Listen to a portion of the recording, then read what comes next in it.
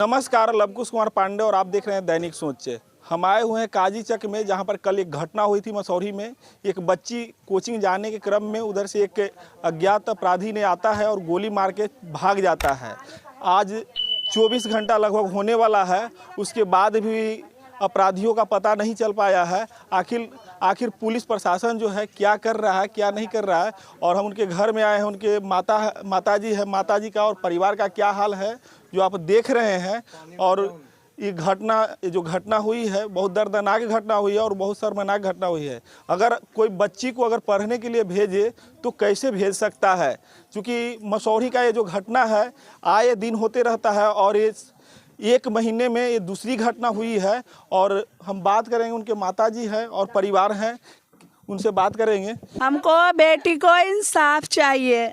पहला बात है, हमको बेटी को उन्हें गोली मारा, उसको भी आप लोग मार दीजिए। दूसरा बात है, उसको घर में आग लहरा दीजिए और मेरी बेटी को आईएएस बना दीजिए। मेरी बेटी आईएएस बनने के लिए ही सपना चुनी थी। पहला बात है, उसका इंटर का एग्ज़ाम है 2 तारीख से।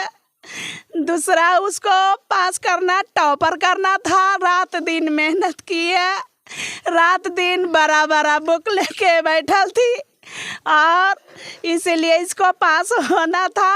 उसके बाद वो खान सर के पास जाती, उसके बाद खान सर के पास जाती, खान सर फिर पढ़ लेती। उसके बाद दिल्ली जाना था और आईएएस बन के ही दिखाती।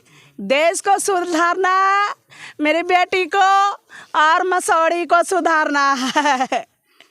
इसलिए लप्पू बहुत बढ़ गया है। मेरी बेटी का उम्र भी अभी ज़्यादा नहीं हुआ है, इसलिए मारने वाला को आप लोग छोड़िएगा नहीं। हम यही कहेंगे, प्रशासन हो या मीडिया हो, कुछ भी हो, आप मेरी बेटी को इंसाफ दिलाइए। जैसा कि आपने देखा कि से एक माँ का दर्द जो है आपने देख रहा है, किस तरह से एक माँ का दर्द जो है निकल करके सामने आ रहा है। और प्रशासन जो है 24 घंटा हो गया है और 24 घंटा होने के बाद भी जो है हम लोग चलिए प्रशासन को आग लहराएंगे। मैं थाना में जाके आग लहरा दूंगी, हमको ले चलिए वहाँ।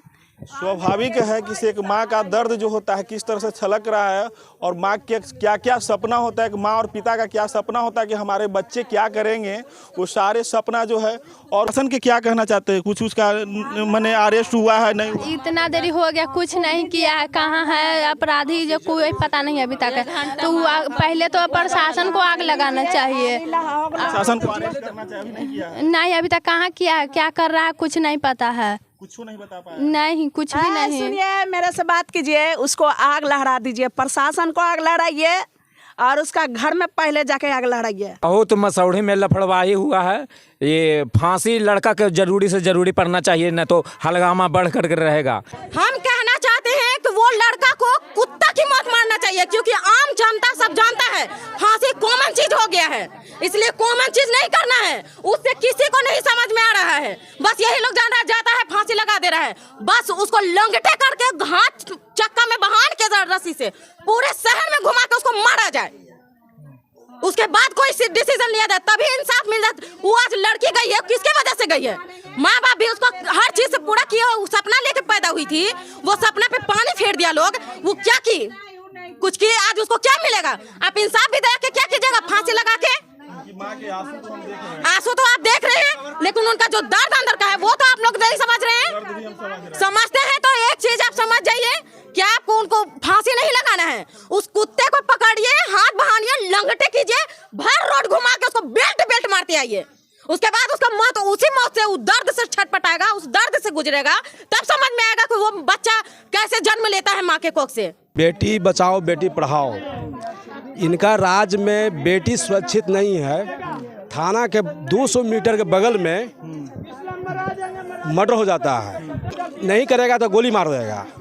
तो नीतीश कुमार जी से पूछना हम चाहते हैं कि आपका राज्य में जो है पढ़ने जाती है, कोई साइकिल जाता है, कोई पैदल जाता है, तो उन लोग की सुरक्षा किस तरह से वो देंगे? नहीं तो नीतीश कुमार जी से हम आग्रह करते हैं कि नीतीश कुमार जी आप इस्तीफा दें ये महाजंगल बन गया है। लालू जी के समय में तो जंगल राज था, नीतीश कुमार जी के समय तो महाजंगल हो गया है। और हम बोल रहे हैं कि 24 घंटा होने जा रहा है, अभी तक कोई चौकीदार भी नहीं आया है। ये लड़की का सपना था IAS बनने का, इनका गार्जियन गरीब गुरबा है, किस तरह से मेहनत मजदूरी करके मसौरी पढ़ाते थे कोचिंग में, और IAS बनने का सपना था, इनको अधूरा हो गया है। इनका एक हम लोग मांग, पूरा जनता मांग कर रहा है कि इनका एक सरकारी नौकरी होना चाहिए और इनका 20 लाख रुपया मुआवजा देना चाहिए और तत्काल उसको लड़का कहीं भी हो बिहार के कोई कोना में, उसको तत्काल इनकाउंटर, उसका घर बुलडोजर से चला दिया जाए। 12 घंटा के अंदर में अगर थाना इनकाउंटर नहीं करता है तो हम लोग थाना में जाके। मुख्यमंत्री जी कहते हैं कि हमें पता नहीं होता है, कोई घटनाएं होती है और जब लोग पूछते हैं तो बोलते हैं मुझे तो पता ही नहीं। उसी तरह उनके पदाधिकारी भी बोल रहे हैं कि देख लेंगे, तो देखते हैं 29 घंटा में तो अभी तक कुछ देखे नहीं है। अब उसके बाद वो क्या देखते हैं, लेकिन स्टेप क्या है मैम? लेकिन यदि वो नहीं देखते हैं और गिरफ्तारी नहीं करते हैं तो हम लोग रोड पर जाकर के धरना प्रदर्शन विरोध में इनके खड़े हो जाएंगे। विरोध में खड़े बिल्कुल। तो 29 घंटा हो गया है, अभी तक अरेस्ट नहीं हुई है। वही तो उसकी लड़ाई हम लोग लड़ रहे हैं, क्योंकि हमारे जो राष्ट्रीय अध्यक्ष है चिराग पासवान जी, वो पूरा ये ले रहे हैं कि क्या क्या हुआ है, कैसे हो रहा है। तो वो DGP से भी बात करेंगे और अभी हमारे पूर्व MP साहब अरुण जी भी बात किए तो बोले देख लेंगे। तो पता नहीं, देखते हैं 29 घंटा में तो देखे नहीं, अब कितने देर में देखें। अभी तो आपने बात कराया, चिराग पासवान जी से भी बात आपने कराया। हाँ, वो भी आएंगे और यहाँ आएंगे, इनसे मिलने के लिए भी आएंगे और सड़क से लेकर के सदन तक इसकी लड़ाई वो लड़ेंगे और हम पूरे पार्टी उनके साथ खड़े रहेंगे। और ये जो दलित महिला हैं जिनकी बेटी का हत्या हो, उनके साथ लोजपा परिवार हर समय खड़ा रहेगी। क्या एक गरीब बेटी को इंसाफ मिल पाएगा? बिल्कुल, इंसाफ दिलाने के लिए हम लोग यहाँ पे आए और हम लोग को भेजा गया है हमारे राष्ट्रीय अध्यक्ष के द्वारा। अच्छा, क्या नाम है आपका? इंदु कश्यपवा, राष्ट्रीय उपाध्यक्ष है महिला मोर्चा के। चिराग पासवान जी से बात हुई सर, क्या इसका निष्कर्ष क्या निकलेगा? देखिए, हम लोग लड़ाई लड़ सकते हैं, लड़ाई लड़ रहे हैं। जहाँ कहीं भी घटनाएं हो रही हैं, जहाँ गुंडागर्दी हो रहा है, जहाँ महिलाओं के साथ दुष्कर्म हो रहा है, चिराग पासवान आंसू पोंछने के लिए हर जगह जा रहे हैं। हम लोग जा रहे हैं उनके व्याप में, और ये क्लाइमेक्स है कि 24 घंटा से अधिक हो गया। ये बेशर्मी के साथ यहाँ का थाना प्रभारी अभी तक नहीं आया है, यहाँ पुलिस का इंस्टॉलेशन नहीं है। कल और दूसरी घटना हो रही है, इनको धमकाया जा सकता है, आगे की कोई कार्रवाई नहीं हो। इस तरह की गुंडागर्दी और अराजक की स्थिति में मैं मुख्यमंत्री से मांग करना चाहता हूं कि कम से कम अब महिलाओं पर आपको नहीं बोलना चाहिए। बेशर्मी के साथ इन चीज़ों को आप बर्दाश्त कर रहे हैं और थानेदार को तुरंत सस्पेंड करना चाहिए।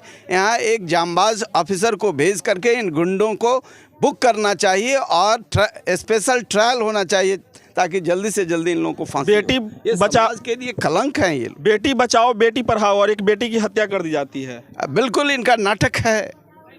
इसलिए राज्य सरकार की ये जिम्मेवारी बनती है, नीतीश कुमार की ये जिम्मेवारी बनती है, लेकिन हमको इन पर भरोसा इसलिए नहीं है कि ये तो विधानमंडल के अंदर ऐसे अराजक शब्दों का प्रयोग करते हैं कि ऐसे गुंडे सौदे पैदा लेंगे। अच्छा। ये पैदा ही लेंगे समाज में। अच्छा। ये तो खुद उसके आचरण के पोषक हैं। इसलिए हम DG, ये गवर्नमेंट कंसिस्टेंसी में रहती है।